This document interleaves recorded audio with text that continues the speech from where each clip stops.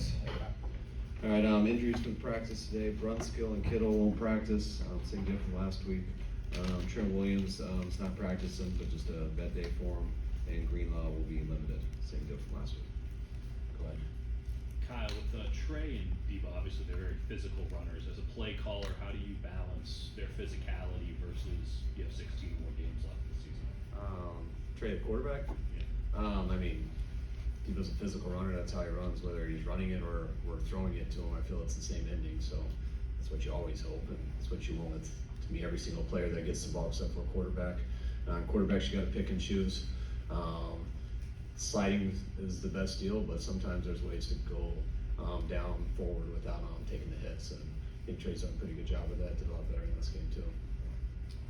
Has George made any progress with the groin injury?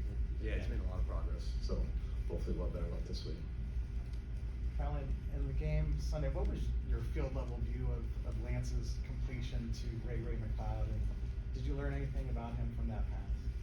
I mean, it was the exact same pass he threw to IU the series before. It was just a high cross, and he was open, did a good job hitting the stride. So You said about your rookie runners that they need to be better without the ball. How are they with the ball? Are they decisive to the degree that you're looking for? yeah, I like their style of running. Both of them, I think they're very similar. They don't mess around. They get downhill. Two types of styles that we need and that we like. But there's a lot more to playing football with us than just running with the ball. And without the ball, is that passing game? Is that pass protection? That's special teams. That's lining up. That's blocking. That's every single part of the pass play. It's protection.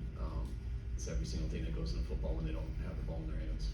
When you say lining up, are you comfortable that they're going to, I mean, I'm sure it's good offense, but are you comfortable that they're going to know it well enough at this point in the field? I mean, everyone works at it, but that stuff's not easy. And then when you're switching Debo in and out of positions and switching backs to receiver and into running back, I mean, there's a lot that goes into it. And people even know it real well, still mess it up. So it's not something easy. But that's what the pressure's on those guys to pick up faster than they planned on at the beginning. And is it sort of a competition this week to see which one of those guys performs better as to who's the number two going into the game? Yeah, for the most part, and that's what it was last week to see. You know, we knew it was just going to be special teams. This week we'll get a feel for them on these 3 days, and we'll go with the hot hand of the game. Is Brunskill any closer, or how much closer is he? I mean, he's closer than he was last week. He did have that setback a little bit ago, so I mean, we were thinking he'd be ready for week 1, and he had that setback, so he'll be later in this week. And but I'm not sure yet. Not good right now. Jeff Wilson's done real well. You guys have given him the opportunity. He's had the opportunity. So what is it about him that you like? Jeff's just such a good football player. Anything that we ask him to do, he does. Whether it's our third down back, whether it's playing a fullback role, you know, when our wideouts have the ball, in the pass game, in the run game, he's been a starter for us. And Jeff's just a very reliable guy.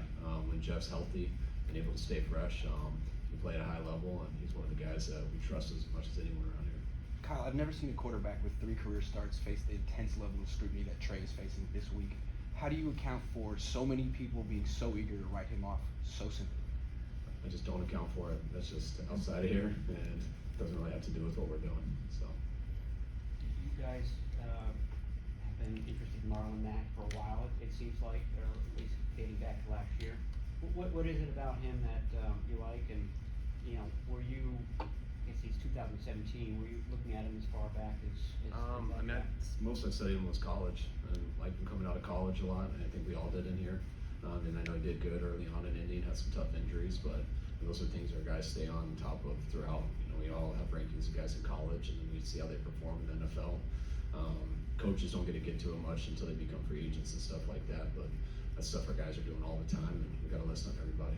With Jordan Mason and Titus Price, how much do you rely on Elijah, who was in a similar position last year, where he had to come in after he got injured to kind of help them along? I mean, we weren't totally sure. You don't know about guys until they get this opportunity. And Elijah, his rookie year, he missed about half of training camp, so we knew we had a gut feeling that he could be as good as he's ended up being. But you don't totally know on the guy until they get in the heat of battle. And we were real worried going into that game that you know, we wanted to keep Raheem healthy, and he went down the second play, and you don't really have a choice to wait and see. You got to see what he knows and what he does. And Elijah, after that first game, showed the ability that he had shown in practice, but he showed the game wasn't too big for him. He was someone we could count on, and Elijah's been a pro ever since week 1 of his rookie year. Are you counting on him to kind of help them move into a similar role as these guys in the league? I mean, hopefully they look at him as an example and what you got to do to prepare for a game. Hopefully they look at Jeff Wilson that way. Hopefully they look at Juice.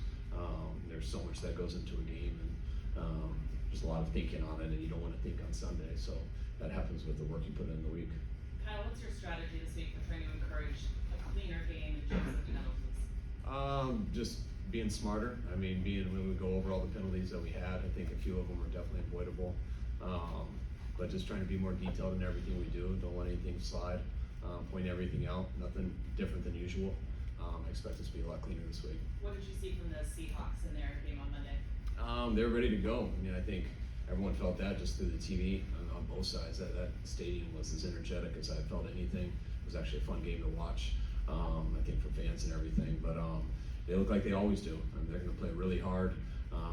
They're going to run around. They're going to hit. They're coached very well. They got a bunch of talent on their team. And didn't surprise me how they looked.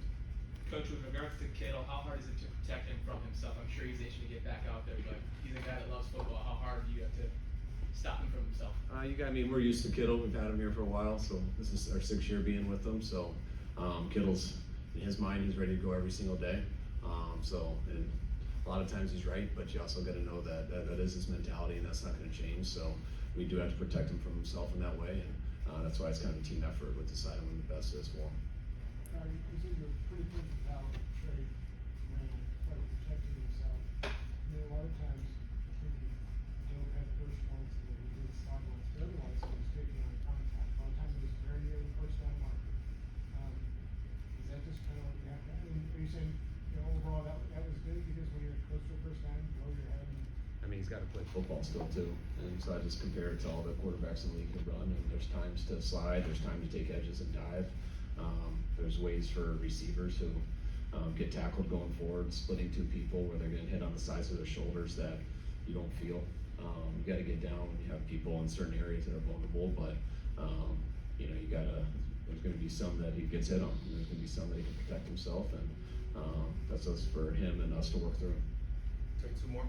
How do you think his processing is at this stage compared to where it was when he came in, Trey? What do you mean by processing? Just processing the field, seeing the game, just being cerebral, not staring things down. I mean, he does pretty good in practice. I mean, he had 1 game right there, but he gets better at that each week. How's Trey handled Monday and Tuesday coming back? Great. Yeah, he comes back like the rest of the team on Monday, and we stay here till about. We usually finish reviewing everything with the players by 4. Trey's a guy who's always hard on himself. Looks at everything hard, and comes in Tuesday and does all his rehab and gets ready. And like the other players do, we don't see much of them on Tuesdays.